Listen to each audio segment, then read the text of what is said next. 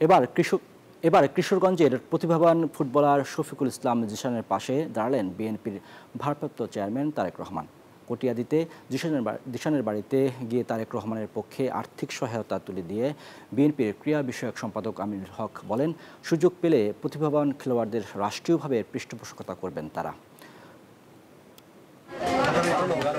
দীর্ঘ সময় পায়ে ফুটবল নাচিয়ে তাক লাগিয়ে দেন কিশোরগঞ্জের কাটিয়াদীর ৫ম শ্রেণীর শিক্ষার্থী জিশান। তার পায়ে ফুটবল নাচানো দেখে এলাকাবাসীর কাছে খুদে ম্যারাডোনা হিসেবে পরিচিত তিনি। জিশানের অনন্য শৈলী মুগ্ধ হয়ে দেখেন জাতীয় দলের সাবেক অধিনায়ক আমিনুল হক। জানান কেন এমন প্রতিভাবানের পাশে।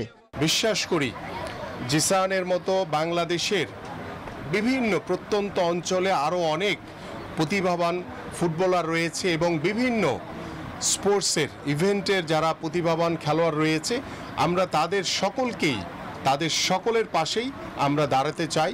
এর আগে চাঁদপুরের ফুটবলার সোহান, উত্তরার রিয়াদ। আমি বুঝি নির্মাণের শিল্প, সালাম স্টিল বোঝে ডিউরেবিলিটি। সালাম স্টিল, মোস্ট ডিউরেবল স্টিল। নারায়ণগঞ্জের দাবারু মুনতাহাকেও সহযোগিতা করেন তারেক রহমান।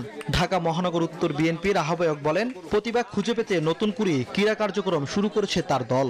আল্লাহ যদি আমাদেরকে আগামী ফেব্রুয়ারিতে সরকার গঠন করার তৌফিক দান করে, ইনশাল্লাহ আমরা সরকারিভাবে এই জিশান এর মতো যারা প্রতিভাবান ফুটবলার রয়েছে, অন্যান্য স্পোর্টসের যারা প্রতিভাবান খেলোয়াড় রয়েছে, প্রত্যেকের খেলার দায় দায়িত্ব এবং পড়াশোনার দায় দায়িত্ব সরকার বহন করবে রাষ্ট্রীয়ভাবে। ইনশাল্লাহ আমরা সেই প্রত্যাশা ব্যক্ত করি। জিশানের আশা, একদিন তিনি জাতীয় দলের জার্সিতে দেশের হয়ে মাঠে নামবেন। আমি চাই, আমার স্বপ্ন হয় যে বাংলাদেশের জাতীয় দল আমি খেললে আমি বাংলাদেশের মুখ উজ্জ্বল করতে চাই।